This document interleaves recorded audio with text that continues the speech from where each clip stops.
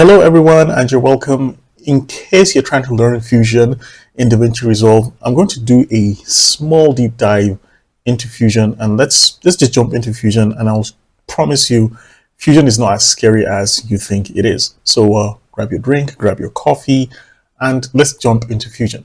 So now I have DaVinci Resolve open, and I have a blank project with a timeline called Start to create a new timeline. Just right click on the timeline. I'm on the edit page. And make sure you have the media pool selected. I'll just right click on that. And you know what? Let's reset our UI layout. So I'm going to go to workspace and hit on reset UI layout. So we are all on the same page. Everything looks just the same way it is so you don't get confused. So now that we are here, if I click on the media pool, you can see I'm on the media pool. What I want you to do is to right click, go to timeline and create a new timeline and name it anything. It could be anything. In fact, let's just do a new one. And I just created a timeline and I called it anything, and now we have the anything timeline, which is what we're going to use. Now, to work with Fusion, there are lots of ways to work with Fusion, but today, what I'm going to do is to right click and go to new Fusion composition. And let's call that first. And I'll leave it at 60 frames and 5 seconds. That's good. So we have a new Fusion composition. Now, what we need to do is to drag this composition onto the timeline on video 1. So I'll click on video 1 and I'll just call this Fusion here. That's the name of that video clip. We just have a empty Fusion composition. Now, what we can do is to head over to the Fusion page and click on the Fusion page. And we can see something here. We can see media out. And then we have two windows over here. What do these two windows mean? So we have a source window and have our media out window. You can see two dots here. I can quickly left click and drag this here, and this will be in our media out. There's nothing in the media out, so we're not seeing anything. Let's add a background node, the first one. So we'll go over here to nodes, click on the background. Now we can see something going on here. We have a node called background, and it has a blue triangle and has a white gray triangle. And these two circles are empty, right? They're not highlighted. If I click on the left one, we can actually see the left screen turn black. What's happening here? Let's click on the right one. We can now see that both screens are black. And if I click on two of them, there's nothing happening here. Basically, what this is doing is telling us this node here, this background node is now visible on the left. If I click on left, and if I right click and hold and drag this up here, if I left click and quickly drag this up here, it'll actually do the same thing. So I'll just click these two away and I'll leave it selected at the first one. Now to see any output, this is going to be our final output, which is our output on our edit. So I'll drag this output into the triangle input of the media out node. I can see a little complaint here because it's complaining we can't see anything. I'll just click on that. Now we can see the media out here. So what is this background node? Well, if we click on the background node, we can see a few things here. We can change the type to solid color, horizontal, vertical, four-corner gradient, and a gradient. Let's plug in each one. The first one is on solid color. So let's create variations of that. So I'll create another one, background 2. We'll set background 2 to horizontal. Create another one, background 3. I'll just delete that merge, background 3. We'll set background 3 to vertical. We'll create another one by clicking on background. Make sure you're not selecting anything or else it's going to merge those two nodes. So I'll click another one, background 4. Let's set this to gradient. I believe this was on four corner, vertical, not gradient yet, four corner, and then we'll click on an empty space, click on the background node, and for this, we'll set this to gradient. Nice. So let's start with the first one we created. We created the regular background. I think that's this one. So if I click this left, this is going to be my horizontal. I think I left one out. So our first one was on, let's just click away and click this one. And I'll place this close to us here, and this is solid color. So basically, if I drag this to the media out, like so, we're just going to see a solid color. And I can select any color here. So if I go over here, I don't know why it's changing everything. This is our solid color. That's 6. And we can even rename this. So if you're on a node, hit F2. I'll just call that solid so I know which node I'm working with, right? So we can quickly go over here. If I go to solid, I can click on the color and I can change this to any color. I can go to this green color, and then this is the solid color. Great. If we go over here and we have horizontal, I'll connect horizontal.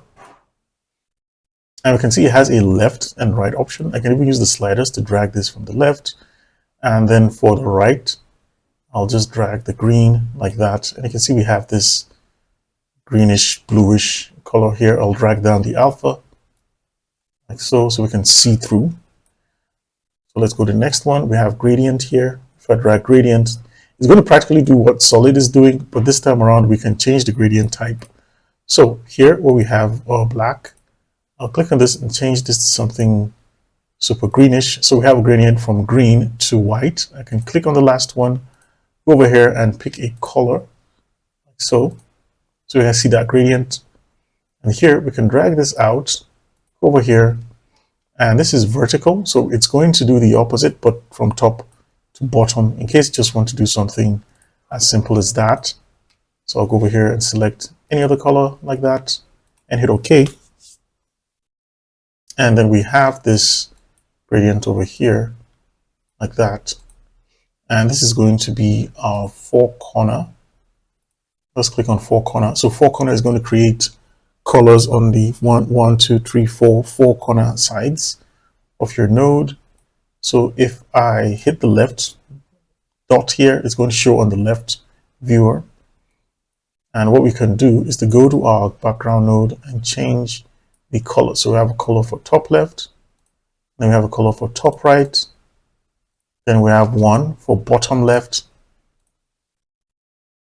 and then we have a color for bottom right, like so. And I just want to make this more dramatic, different, so I'll just drag this and make the bottom right a bit dark. So now we have these different, gradients. How do we use them, right? How do we use the gradients? Well, we can do something interesting. We have a mask input, and I can use this to create different kinds of combinations, but we'll do something real quick and we'll call this a day. Now what we're doing here, we're just having fun with Fusion and understanding how Fusion works. So we have our nodes and we have a media in node. Now what I'll do is to go over here to a rectangle node, and I just click that, and we have a node here called rectangle. This is actually a mask, and basically it's a selection that's going to hide your work. So if I drag this here to this background node, I'm only seeing this section. If I go back to my edit mode, this is what I'm actually viewing in the edit. I'll just go ahead and get rid of media pool so we have a little bit more space, so you can see what we have here. So I have this shape, and the entire region has been masked. It has been reduced. We can do things like clean up the mask and make it have a nice little corner radius. So if I go over here, we can see we have a mask with a corner radius. That's cool. Let's go back to the Fusion page. So how do we join these? How do we combine multiple nodes? Well, we can do that using a merge node.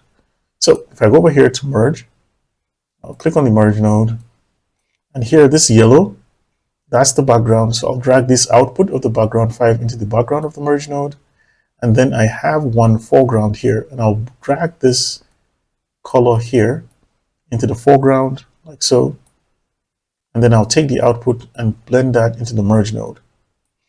If for some reason we want to swap that, so go over here to the merge and press Ctrl T, and now you can see we have the background node here with the 4 corner gradient at the back, and we have this node at the top. Now the fun thing we can do is to go to this rectangle node or add another rectangle node like so, and I'll connect that into the rectangle mask, and I can go over here to the width and drag that, go to the height and drag that, and I can drag the corner radius as well. And you can see how you can use that to stack and create multiple effects. So I know this is a very this is a very straightforward lesson, and this is a very simple example. Let's just do something more interesting here. So let's say we have this merge node and we want to add another merge to this merge node that's already existing. How do we do that? Well, that's simple. Let's go over here and take this background node. Now that we have it, this merge one node is combining these two nodes, and this third node is a node on its own, right? That has two things combined into one. So let's click on this node and let's add another merge node like so. Now, what I'll do is to take this merge node, drag it here, drag our background to, drag it to the top, and then I'll take that output and place that here. Automatically, we won't see anything. I hit Control T just to swap that out, and you can see we have a background node now. I can do a lot of things to this. I can add a nice little transform. So for example, if I have the background node selected, I can add a transform, and with this transform, I can scale down the size. So you can see now I'm using the transform to scale the node itself. Now, if I want, I can add a mask. Sorry, not there. Just click on the mask, then connect the mask into the blue mask input. And it's going to be hidden because it's not wide. So I'll just make this quite wide. And you'll just drag the height like so. And I'll drag the corner radius of this. So you can see how we're creating a complicated set of nodes from a very simple set of basic nodes. And that's how Fusion works. You work from left to right using your merge node to combine different kind of nodes. Now let's say, for example, we want to blur out this node, and we can take this out by clicking this option here on the inspector. By the way, if you can't see the inspector, just click on the inspector and you should see the inspector up here. Let's say we want to add a little blur to this node right here. To do that, I'll click on the background node and go over here and hit the blur node, and I'll just drag the blur size. You can see what we're doing there. We're just adding some subtle little blur on this object right now. And hopefully you can actually see how with Fusion you can combine a group of nodes and turn them into something interesting. Now here's what we're going to do. We have all these set of nodes, everything right here we just did. I'll select all of them, right click, and I'll say group. Look at that. Now we've merged this into a group. It's going to be called group 1. I'll hit F2, and I'm going to call that all. So we have all our stuff in this group. That's nice. So what can we do? So let's say, for example, I want to animate this object appearing on the screen. Something very basic, something very simple. Since I have this group, what I'll do is add a transform node to this group. And now if I move the transform, I'm moving the entire group away from us. That's interesting. So because I have this entire group, everything is now one unit, one node. And I can now use the transform node to play around with this. So I'll drag this, I'll set our timer to 0, and I'll drag this to the left. And just over here, where we have our center X, because that's what we're moving our center X on the transform, I'll click on this red dot to set a keyframe. It means take a snapshot of this object at this position, and it's away from the screen. Now I'm going to move a few seconds into our timeline, say about position 40. And what I'm going to do now, and in case you can't see this, you can hold Control and zoom out. And I'll just drag this to the center of the screen like that. And what we just did is to animate our object flying through. Let's go ahead and hold Control and just zoom back in like that. And if I hit play, we can see this object just come into the scene like that. Now, if I want to reduce the timer, I'll click on this yellow bar and drag that to the left. And with the loop selected, we can see our object coming through. Now, as an additional bonus, if we wanted to do automatic, get some very smooth animation, let's hit over to the spline, click on Transform 2, and I'll get rid of the inspector for now, and click on this object here where it says Zoom to Fit. Click on that, And I just zoom out on both axes, on just one axis, and select these two by dragging selection. And I'll click the first one here. This is going to make it have a smooth ease in and ease out. We can also right click, and we can see a lot of step up functions. We can turn an easing in, and we can in out cubic or in out quadratic. But for this tutorial, I'll just keep it simple. Now we can see it starts up slowly and then sort of like breaks. So if we go over here and we play our project and we set this to loop, now we can set the duration of this Fusion object. It was 5 seconds, but if I just want it to play in this duration, and I'll set this back and hit play, so you can see the object just looping. And basically that's how you can play around with Fusion. You can have an object and you can apply this to a video, to whatever you want to do. You can make the object appear from the top, you can change the background color, do anything. So I hope with this you've actually had a simple practical project. It does nothing, right? This does nothing, but at least you've actually learned what Fusion does. Thank you very much guys for watching. I have more DaVinci Resolve tutorials on my YouTube channel at Tech Mood. Be sure to follow the playlist. I drop videos every Saturday. Peace.